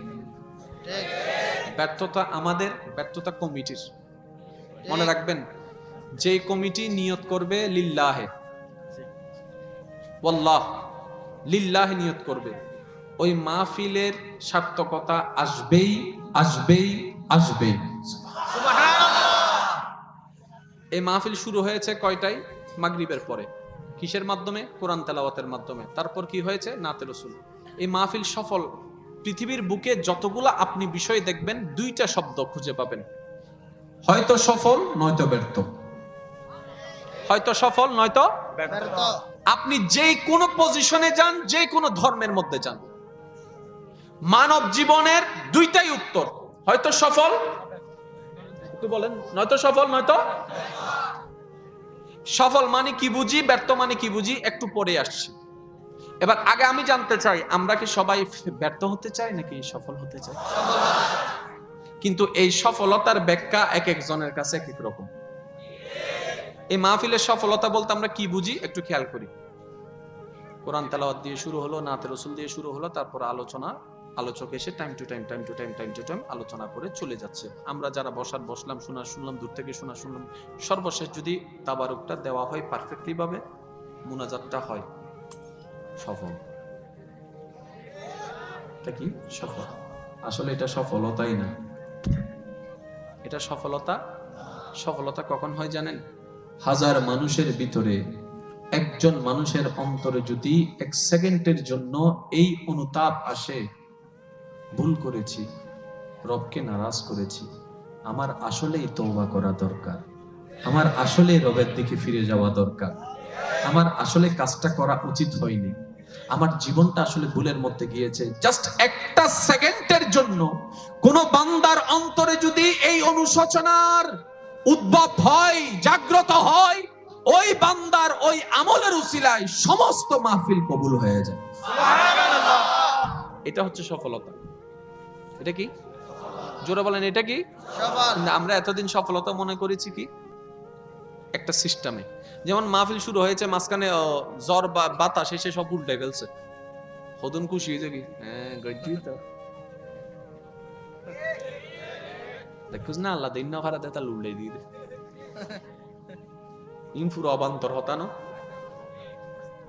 এবার মাহফিল কমিটি যদি আল্লাহর জন্য সাজাই, উত্তর কি হবে দেখেন। মনে করেন মাহফিল শুরু হয়েছে, ঝড় এসে, তুফান এসে সব উল্টে দিছে। এখন একজন হাসতেছে, আল্লাহ তো দেখতে পারে না, পছন্দ করে না, তখন মাহফিল কমিটি বলবে, যার জন্য সাজাইছে উনি ভাঙছে, আমার দোষ কি? আমি তো সাজিয়েছি উনার জন্য। এবার ওনার মন চাইলে করাক, মন চাইলে না করাক, মন চাইলে তুফান দেখ, মন চাইলে বৃষ্টি দেখ, আমার কি? ওনার করাই তো মন চাইলেও আলহামদুলিল্লাহ, ভাঙতে মন চাইলেও আলহামদুলিল্লাহ। উত্তর আছে না নাই? আর একটু জোরে বলতে হবে, উত্তর আছে না নাই? তাহলে একটু খেয়াল করেন, প্রত্যেকটা মানবের জীবনে দুইটাই শব্দ, একটা সফল একটা ব্যর্থ। সবাই চায় সফলতা, আওয়াজ দিয়ে বলেন, সবাই চায় সফলতা, কিন্তু পাচ্ছি সবাই নমাতত্ব। সবাই চায় সফলতা, পাচ্ছি সবাই ব্যর্থতা। আর একটু সহজে যদি বোঝার জন্য বলি, আমরা সবাই চাই সুখ, পাই সবাই দুঃখ। ইয়েনান্নাহার হদ্দুজের হালিয়ে হাই দি সাগা পরাটাইবে এখন অন দুকুর হতা হইতে লাগগুন না, তাই তো 3টা বাজে বাত্তুর ন হাইয়ের গুঙ্গে গুতি সাগা পরাটাইবে হাই দি। সুখ নাকি দুঃখ? বিদেশ গিয়েছে, যত টাকা খরচ করে গিয়েছে তা ইনকামও করতে পারে নাই, সুখ না দুঃখ? পড়ালেখা করেছে ঠিকই, পরীক্ষায় পাস করতে পারে নাই, মানে ওই আমরা যেটা বলি আর কি গোল্ডেন এ প্লাস পাই নাই, সুখ না দুঃখ? এন হদুন আছে ফাঁস গড়ি হলি মানে 99 পাই, একই বে ন ফাইকা হাইনতা হাইনতে উড়ে যাবি, কি রো ভাই হাঁ দরকা ফেল গুজুস না কি ভাই ইউস হদ গোল্ডেন এ প্লাস তো হাঁ দর দেখিলে হদ এক বিষয় মিতে 1,00,000 ন পাই দি এসে মাতো না বাজে ইল্লো কিছু আছে না? আছে। আসেন, আমি ঠান্ডায় ঠান্ডায় বলছি, আপনারা শুধু মিলাবেন। যদি আপনার বিবেকের সাথে মিলে যায়, আপনার জীবনের জন্য ভালো হয়, তাহলে গ্রহণ করবেন। আর যদি দেখেন যে এটা আপনার জীবনের জন্য অ্যাপ্রোপ্রিয়েট নয়, তাহলে বাদ দিবেন, কোনো সমস্যা নেই। শুনতে গেলে কারো কোনো আপত্তি? আওয়াজটা একটু বড় লাগবে যে, শুনতে কারো কোনো আপত্তি? ইমানদার ভাইয়ের একটু গভীর মনোযোগ। সফলতা চাই সবাই, ব্যর্থতা গলায়, সুখ খুঁজি সবাই, দুঃখের সাগরে সবার বিরাজ। কি ব্যাপার ভাই, কেন কেউ সুখী হতে পারছে না? ডানে তাকালাম সবাই বলে অসুখী, বামে তাকালাম সবাই বলে দুঃখী, সামনের মানুষ দুঃখী, পিছনের মানুষ দুঃখী, সবাই শুধু সুখে থাকার মিথ্যা হাসি দিয়ে যাচ্ছে, সুখে থাকার অভিনয় করে যাচ্ছে। কিন্তু অন দ্য দ্বীপে যদি চোখ দিয়ে দেখা হয় একজন মানুষও সুখী নাই। সেজন্য কিছুদিন আগে একটা লেখা লিখছিলাম, আমার আবার একটু লেখার পাগলামিটা আছে, লিখতে বেশি পছন্দ করি। কিছুদিন আগে হঠাৎ একটা লেখা মাথায় আসলো, যদি মানুষের হাসিকে পোস্টমর্টেম করা হতো তাহলে ফরেনসিক রিপোর্টে আসতো প্রত্যেকটা হাসির মধ্যে ফরমালিন আছে। কারণ মন থেকে হাসা একটা জিনিস, মুখ থেকে হাসা আরেক জিনিস। বিশেষ করে আমাদের মা বোন যারা আছেন, ঘরের বউ কান্না করলে দোষ, চেহারা খারাপ করে রাখলে দোষ, মন খারাপ করে রাখলে দোষ, রুমের ভিতরে কান্না করে একা একা বালুস বিজয় ফেলে, যখন সবার সামনে আসে ওই মিথ্যা হাসিটা মুখের মধ্যে লাগাই রাখে, সবাইকে এতটুক দেয় না আমি ভালো আছি, আমি ভালো আছি। তাহলে ভালো থাকার অভিনয় করা একটা, ভালো থাকা আরেকটা। এবার আপনারাই বলেন কোনটা চাচ্ছেন, অভিনয় করা নাকি সত্যিটা? আরে জোরে বলেন, আমরা আছি কোনটাতে, সত্যিটাতে নাকি অভিনয়ে? আরেকটু জোরে। তাহলে সত্য সুখের মধ্যে কে আছে একটু খেয়াল করবেন। তাহলে সুখ জিনিসটা কি? কষ্টের বিপরীত। এবার কষ্টের যদি লিস্ট করতে যান তাহলে আপনি পাবেন কাটা ফুটা কষ্ট, অপমান কষ্ট, আগুন কষ্ট, ক্ষুধার যন্ত্রণা কষ্ট, পানির পিপাসা কষ্ট, অপমান কষ্ট, অর্থনৈতিক ঝামেলা কষ্ট, পারিবারিক ঝামেলা কষ্ট, ভাইয়ের অত্যাচার কষ্ট, বোনের অত্যাচার কষ্ট, বাবার থেকে দূরে থাকা কষ্ট, মায়ের অপমান কষ্ট, বেইজ্জতি কষ্ট, লাঞ্ছনা কষ্ট, অপমান কষ্ট, জেলখানা কষ্ট। এবার সবগুলা যদি কষ্ট হয়, এই কষ্টের মধ্যে কোন মানুষের মুখে মুস্কি হাসা আসা সম্ভবপর নয়। আর যদিও এসে থাকে তাহলে সেটা হবে ফেক, সেটা হবে মিথ্যা। কিন্তু বড় অবাক করা বিষয়, বড় চমৎকার বিষয়, এই অপমানের গ্লানি মাথায় নিয়ে ঈসা নবীর আম্মা মারিয়ম আলাইহিস সালাম অপমান হচ্ছে, বেশ্যা পর্যন্ত তাকে ডাকা হয়েছে, কিন্তু অন্তরের মধ্যে পেরেশানি নাই, মুখের মধ্যে মুস্কি হাসি, মুখের মধ্যে মুস্কি হাসি, মুখের মধ্যে মুস্কি হাসি। ইব্রাহিম নবীকে আগুনে ফেলে দেওয়া হলো, মুখের মধ্যে মুস্কি হাসি। ইউসুফ পয়গম্বরকে জেলখানায় বন্দী করা হলো, মুখের মধ্যে মুস্কি হাসি। ইমাম আলী মাকাম ইমাম হুসাইনকে কারবালার ময়দানে পানি দেওয়া হয় নাই, মুখের মধ্যে মুস্কি হাসি। আসগরকে শহীদ করা হলো, মুখের মধ্যে মুস্কি হাসি। ব্যাপারটা কি? আমরা তো দুঃখী মনে করি, আপনারা সুখী কেন? বলে যেখান থেকে সুখ আসে আমাদের অন্তরকে সেখানে সাথে জোড়া লাগাই দিয়ে রেখেছি। নারে তাকবীর, নারে রিসালাত, নারে গাউসিয়া, শাহেনশাহ মদিনা। উচ্চ আওয়াজ একবার বলেন না সুবহানাল্লাহ। এবার আসেন, ইব্রাহিম নবী আগুনে পড়েও সুখী। সুবহানাল্লাহ, সুবহানাল্লাহ। ঠিক হইলে সব ফাইতে না, সুবহানাল্লাহ হইলে সব পাইবে। এবার হন্নাল লইবে লাগু অনারাজাতে সুবহানাল্লাহ হন, খুশিয়ত হন, গোসাদ হনে নামিয়ে নহত তুই তোর গোসা গই দিয়ে গিলে গড় গনি তা নাপতিও না বা এন ভাবে সুবহানাল্লাহ হ যেন প্রত্যেক সুবহানাল্লাহর আওয়াজই তার গালামিতে জুতার বাড়ির ফরমান লাগে। চাইলে করে একবার হসে সুবহানাল্লাহ, আরেকখানে উনাই হ ইয়াই তা আরা গাল দেদ আদা তুই গিলে সুজেন রে, তুই নোয়াইলে সুবহানাল্লাহ ইনি লেগরি ন হইতো। আচ্ছা কাল দিলে আনা তগু আরেকবার হ খুশিয়ত হন। ইয়ান লাগে দাঁড়াত তো ইতে তো যা মন চায় মনে করো যাবো। ইতে তানার হন আত্মীয়তা বেআইওয়ালা। একটু খেয়াল করবেন, আগুনে পড়ছে ইব্রাহিম সুখী, জেলখানায় বন্দী ইউসুফ নবী, মরিয়ম আলাইহিস সালাম। একটু খেয়াল করবেন, মরিয়ম আলাইহিস সালাম সবাই জানে, শুধু আমি একটু গভীরে যাওয়ার চেষ্টা করছি। মরিয়ম আলাইহিস সালাম দাবি করলেন আমি আল্লাহকে ভালোবাসি। রব বলে দাবিটার উপর অটল থাকতে পারবা তো? মরিয়ম বলে আল্লাহ চেষ্টা করে যাব। আল্লাহ পাক বলে যে আমাকে ভালোবাসে তাকে আমি কষ্ট দিই বেশি, যে আমাকে ভালোবাসে তাকে আমি যন্ত্রণা দিই বেশি, যে আমাকে ভালোবাসে তাকে আমি অপমান করি বেশি। মরিয়ম বলে, আল্লাহ আমার কি মান, সবই তো তোমার। আমি মরিয়মের কাছে আমার বলতে তো কিছু, কারণ যেই আমিটা আমি সেটাও তো তোমার, যে চোখ দিয়ে দেখি সেটাও তোমার, যে পা দিয়ে চলি সেটাও তোমার, আর সেই দেহর অঙ্গ প্রত্যঙ্গ যে রুহের কারণে চলে সেটাও তো তোমার। আমার বলতে কিছু ইয়া রব। রবে বলে তাহলে প্রস্তুতি নাও। এবার প্রস্তুতি কি?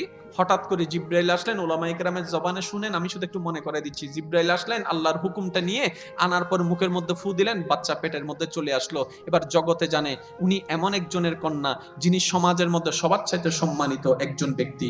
উনি এমন একজনের সন্তান যেই ব্যক্তি কখনো মিথ্যা বলে নাই, বাটপারি করে নাই, চুরি করে নাই। এক কথায় সবাই যাকে চোখ বন্ধ করে বিশ্বাস করত, এমন একটা ব্যক্তির মেয়ে হচ্ছেন উনি। অর্থাৎ সবাই খারাপ করতে পারে, ওনার মেয়ে কখনো খারাপ করতে পারে না, এই কথাই সবার বিশ্বাস ছিল। যখন পেটের মধ্যে বাচ্চা চলে আসলো, এক কান থেকে দুই কান, দুই কান থেকে তিন কান, তিন কান থেকে চার কান। আর আপনারা তো জানেন প্রশংসা প্রচার হয় না, বদনাম তাড়াতাড়ি প্রচার হয়। আপনি 10টা ভালো কাজ করেন, প্রশংসা দেওয়ার মতো কেউ থাকবে না। একটা ভুল করেন, তার বাস্তব প্রমাণ বলি। ঘরের মধ্যে সবাই রান্না করে তো ইনশাল্লাহ, পরিবারের সবাই জোরে বলেন না। কারো ঘরে মা করে, কারো ঘরে বউয়ে করে, কারো ঘরে ভাবিয়ে করে, কারো ঘরে মামিয়ে করে। এক একজনের ঘরে এক একজন রান্না করে, প্রত্যেকদিন রান্না খায়। মজা হলে জীবন একবারও বলি নাই মজা হইছে, কিন্তু যেই দিন লবণ একটু কম হইছে, আইগা হইতাম না হতো। যেই দিন লবণ একটু কম হইছে, মনি এন্ড হন্ডে তাহেদে। আর যদি লবণ একটু বেশি হয় তাহলে তো আরো খাইছে। আর যদি চুল পাইছে, এতদিন যে রান্না মজা হয়েছে এটার কোনো ক্রেডিট নাই, এটার কোনো বাবা নাই। কিন্তু যেই দিন একটু 19-20 হয়েছে, বদনামের কোনো অভাব। মনে রাখবেন ভাইয়েরা, যদি জীবনে সাকসেস করতে চান, দুনিয়াতে এবং পরকালে যদি সফলতা পেতে চান, যতগুলা মাধ্যম আছে তার মধ্যে একটা মাধ্যম মনে রাখবেন, বদনাম হবে নিজের, অন্যের হবে শুধু প্রশংসা। আর একটু জোরে বলেন না সুবহানাল্লাহ। যদি লাইফে সাকসেস করতে চান, যে তুই একজন, আমাকে তো সবাই মহব্বত করে না, দুই একজন যারা করেন আর কি, তাদের উপর আমার একটা আবদার করার অধিকার। যুবক ভাইরা বলে না কেন, আপনাদের উপর আমার একটা অধিকার আছে না নাই? ওই অধিকারের উপর বলছি, বদনাম হবে নিজের, অন্যের হবে প্রশংসা। দোষ খুঁজবেন সবসময় নিজের, অন্যের দোষগুলোকে সবসময় গোপন করে রাখবেন। আপনার আল্লাহ যে আপনাকে কত সম্মানিত করবেন আপনি কল্পনাও করতে পারবেন না। শুধু পেতে থাকবেন আর ভাবতে থাকবেন, কি এমন করলাম যে এটা আসছে, কি এমন করলাম যে এটা পাচ্ছি। তখন আপনার মন বলবে, তুমি আল্লাহর সৃষ্টির অন্তরে আনন্দ দিয়েছো, আল্লাহ তোমার অন্তরে আনন্দ দেওয়ার ব্যবস্থা করে দিয়েছে। সেজন্য আমি প্রায় মাহফিলে বলি, আল্লাহর দরবারে কমতি বলে কোনো শব্দ নেই, কিন্তু আমরা নিতে জানি না, চাইতে জানি না। আরেকটু জোরে বলেন ঠিক কিনা, আরেকটু জোরে বলেন ঠিক কিনা। এবার মরিয়ম আলাইহিস ইসলামের কথাটা একটু খেয়াল করবেন ভাইয়েরা। রব্বে কারীম এবার ওনাকে এমন একটা পরীক্ষায় ফেলে দিলেন, না বলতে পারে না সইতে পারে। একটু খেয়াল করেন, না বলতে পারে না সইতে পারে। এবার এই কাজের জন্য কি উনি অপমানিত নাকি ওনার বাবাও? কথা বলেন না। তাহলে আল্লাহ ওনাকে দিয়ে ওনার বাবাকেও পরীক্ষা করছেন। এটা আপনার জীবনও হতে পারে। নবী রাসূলের জীবনী আমাদের জন্য শিক্ষা। একটু পরে আসছে ইনশাআল্লাহ এই জিনিসটা বুঝতে পারবেন। আপনার কি বিরক্ত হচ্ছেন? চিন্তা করেন না, আমি আধা ঘন্টার ভিতর শেষ করে দিব। বজন ঘুমাই তো ফানলার হদুনুর গরত মিস কল দেয় ফানলার। আল্লাহ আমাদের সবাইকে বোঝার তৌফিক দান করুন। আজকে আমি বলবো কম, আপনাদেরকে একটু বলতে হবে বেশি, ঠিক আছে তো? মরিয়ম আলাইহিস ইসলামকে আল্লাহ দান করলেন। এবার মরিয়ম ভাবতে লাগলেন, আমার তো স্বামী, যেহেতু আল্লাহ দিয়েছেন নিশ্চয়ই এই সন্তানটা কোনো বাটপার হবে না। যেটা আসছে সেটা এতটুকু নিশ্চিত বাটপার হবে না, জাহান্নামী হবে না। কিছু তো একটা নিয়ামত দিয়েছেন। এবার আসেন, বাবা অপমানিত, মা অপমানিত, বংশ অপমানিত, সমাজের চোখে নষ্ট হয়ে গেল তাদের ইজ্জত, সবাই ধিক্কার দেওয়া লাগলো, এ করতে লাগলো, সে করতে লাগলো। ওনার আব্বা, কার আব্বা? মরিয়ম আলাইহিস ইসলামের আব্বা। মরিয়ম আলাইহিস সালামের আব্বা একবারও এসে মেয়েকে জিজ্ঞেস করে নাই তোর পেটে কার বাচ্চা, জিজ্ঞেস করে নাই কোত্থেকে আসলো। ও মরিয়মের আব্বা মেয়েকে তো শাসন করেন, উনি বলে আমার মেয়ে হয়েছে পরে, আমার রবের বান্দি হয়েছে আগে, রবের যা মন চাই তা করুক, আমার কোনো আপত্তি নেই। আল্লাহু আকবার। খেয়াল করেন, এবার মরিয়ম আলাইহিস সালামের উপর যা তা, যেগুলা শোনারও যোগ্যতা নাই, নেওয়ারও যোগ্যতা নাই, এমন এমন অপবাদ, এমন এমন অপবাদ। দেখেন, অপমানিত ব্যক্তি অপমান হলে তেমন গায়ে লাগে না, কিন্তু সম্মানিত ব্যক্তি সামান্য অপমানেরও অনেক বড় একটা বিষয় করে ফেলে। কারণ মানবের জীবনে সবচাইতে দামি সম্পদের নাম হচ্ছে ইজ্জত। ঠিক না হতা? সবচাইতে দামি সম্পদের নাম 10 লাখ টাকার খানা করলেন, ইজ্জত নাই, পেট ভরবে না, মনও জমবে না, কিন্তু কিচ্ছু নাই, শাক দিয়ে দিচ্ছে, আপনাকে রেসপেক্ট দিয়েছে, এই শাকেই আপনার মধ্যে সব চলে আসবে। ইজ্জত হচ্ছে বড় জিনিস মানবের জীবনে, ইজ্জতের চাইতে দাম আর কিছু। এবার একটু কল্পনা করেন, মরিয়ম আলাইহিস সালামের উপর যা তা এমন অত্যাচার, এমন অপবাদ, এমন অপমান আসা শুরু করলো, ওই স্থানে যদি আমরা থাকতাম নির্ঘাত সুইসাইড, নির্ঘাত বিষ খাইয়ে ফেলতাম, নির্ঘাত ফাঁসি দিয়ে দিতাম। কারণ আমাদের ধৈর্যের লেভেল সে পর্যন্ত যায় না। মরিয়ম আলাইহিস সালাম গাছতলায় এক কোণার মধ্যে বসে আছে আর মনে মনকে বুঝ দিচ্ছে আল্লাহ যা করে ভালোর জন্য করে, আল্লাহ যা করে ভালোর জন্য করে, আল্লাহ যা করে ভালোর জন্য করে। এই শয়তান যেটা 2022 সালে সেটা তখনও ছিল। এবার শয়তান এসে ওনাকে কান পরা দিচ্ছে, মরিয়ম তোর কারণে তো তোর বাবা অপমান হচ্ছে, তোমার কারণে তো তোমার বাবার অপমান, তোমার কারণে বংশের অপমান, এতদিনের এত বছরের যে সম্মান সব তো নষ্ট হয়ে যাচ্ছে, সবাই তো সি করছে, তোমার মতো মেয়ে তো থাকার চাইতে না থাকাও ভালো, হাজার কথা শুনাই দিচ্ছে। এবার মরিয়মের মনের মধ্যে শয়তান ঢুকাই দিচ্ছে, তুমি বেঁচে থেকে আল্লাহ কি, তোমার কারণে তো সম্মান সব চলে গেল। কিন্তু মরিয়ম আলাইহিস সালাম বলে, শয়তান তুমি যে এসে আমাকে রবের রব থেকে দূরে সরাই নেওয়ার চেষ্টা করছো, আমি বুঝতে পারছি। আস্তাগফিরুল্লাহ রব্বি মিন কুল্লি যামবি ওয়া আতুবু ইলাইহি লা হাওলা ওয়ালা কুওয়াতা ইল্লা বিল্লাহিল আলিয়্যিল আযীম। পড়তে আছে আউযু বিল্লাহি মিনাশ শাইতানির রাজিম, আর মনকে বুঝতে আছে রব যা করে ভালোর জন্য করে, রব যা করে ভালোর জন্য করে। সকাল যাচ্ছে, দুপুর যাচ্ছে, বিকাল যাচ্ছে, ক্যান ইউ ইমাজিন দ্যাট? বিকাল যাচ্ছে, সন্ধ্যা যাচ্ছে, রাত যাচ্ছে, এক পর্যায়ে এমন হয়ে গেল ওনাদের জন্য খাওয়া পর্যন্ত বন্ধ করে দিয়েছে, খাওয়ার পর্যন্ত বন্ধ করে দিয়েছে। তারা বলতে লাগলো, দুশমন যারা আছে তারা এই সুযোগে বলতে লাগলো, এরকম মেয়ে আমাদের এলাকায় আমরা রাখবো না, বাহির করে দাও, কারণ এর কারণে আযাব আসবে, বের করে দাও। এবার সব জায়গা থেকে বের করে যখন দিল, খাওয়ার কোনো ব্যবস্থা নাই। আল্লাহ পাক বলে, মরিয়ম লা তাহজান, লা তাহজান, লা তাহজান, লা তাহজান। মরিয়ম তুমি চিন্তা করিও না, আমার কারণে যদি অপমানিত হও, আমার কারণে যদি খাবার বন্ধ হয়, আমি আল্লাহ আছি তো, তোমার টেনশন কি, তোমার টেনশন কি। এবার ওলামায়ে কেরামের জবান আপনারা শুনছেন, এটা এখন বললে আপনাদের মনে হবে এমন কিছু ফল ওনার ঘরে পাওয়া গেছে যেটার মৌসুম ছিল না, যেটার মৌসুম ছিল না, যেটার সময় ছিল না, এমন কিছু ফল ওনার ঘরে আছে। এবার বাবা এসে দেখে বলে, মা এই খাবার কোত্থেকে?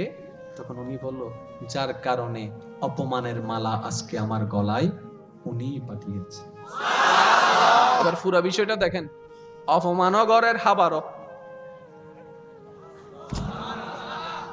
ইন্দি অপমানগরের নি ইন্দি খাবারও ইন্দু উইতেরা হদ দে গাইল দে শুনো মাথা কা ইন্দু উইতেরা হদ দে গাইল দে ইন্দু হদ হ এতাল্লাই আল্লাহর মামলা বুঝা বড় দায়, যে বুঝিত পারে জীবনের থেকে তাইতারে। হ্যাঁ তো নু বুঝিয়ে দূর দি এনে দূর দিয়ে তাহলে দিন শেষে যাইরা হইতে মা কি পাইলাম দে। আগে বুঝুন, লাইফটাকে একটু বুঝুন। বিরক্ত হচ্ছেন আপনারা? এবার যখন উনি ফল পেয়ে গেলেন, ফল পাওয়ার পরে এবার ঈসা নবী দুনিয়াতে আসলেন, আরো বদনাম শুরু, আরো বদনাম শুরু। ওই তখন থেকে ঈসা নবীর কথা বলার আগ পর্যন্ত সময়টা ছিল ওনার ধৈর্যের পরীক্ষা। একদিন, 2 দিন, 3 দিন, 4 দিন, 5 দিন, যতদিন আল্লাহ চেয়েছেন, গভীর মনোযোগ। যেই দিন মরিয়মের ধৈর্যটা রবের দরবারে পছন্দ হয়ে গিয়েছে, এবার টানা আসতে লাগলো, অপমান অপবাদ আসতে লাগলো। রব বলে, মরিয়ম আজকে তোমার উত্তর দেওয়ার দরকার নেই, কেউ প্রশ্ন করতে আসলে আঙ্গুলটা বাচ্চার দিকে করে দিও, বাচ্চার দিকে করে দিও, সুবহানাল্লাহ, বাচ্চার দিকে করে দিও। ইয়া মারিয়াম যখন সবাই আসলো প্রশ্ন করলো, মরিয়ম বলে আমি কোনো উত্তর দিব না। বাচ্চার দিকে আঙ্গুল করে দিল। প্রশ্নকারী প্রশ্ন করে, বাচ্চাই কি উত্তর দিবে? বাচ্চার দিকে আঙ্গুল করো কেন? এবার বাচ্চা, কোলের বাচ্চা ঈসা পয়গম্বর উত্তর দিয়ে বসলো, আরে আমাকে জারস মনে করিও না, আমি রবের পক্ষ থেকে আসা তোমাদের নবী। কিন্তু আগে ধৈর্য ধরাইছে, তারপরে গিফট। আর একটু জোরে, আগে ধৈর্য তারপরে গিফট। ধৈর্যের আগে কষ্ট, ধৈর্যের আগে, তাহলে কষ্টের সাথে ধৈর্য, ধৈর্যের পরে গিফট। কথা বলেন না রে ভাই, আর একটু জোরে বলে। এই জিনিসটা যদি আমরা জীবনে বুঝতে পারি, জীবন অর্ধেক সফল। না সুবহানাল্লাহ এবার আয়দন গরজে হই না, এটা হলো গুণবোধন ভাই। এবার আসেন ইউসুফ আলাইহিস সালাম, আমি বিষয়ের দিকে যাব, কিন্তু বিষয়টার আগে জায়গাটা রেডি করতে হবে। তো ইউসুফ আলাইহিস সালাম দুশমনী কে করছে? দূরের ভাই না হাসর ভাই? তাহলে আপনার জীবনে যদি মনে রাখবেন এই কথাটা, কখনো যদি আপনার আমাদের জীবনে যদি পরিবারের পক্ষ থেকে কষ্ট আসে,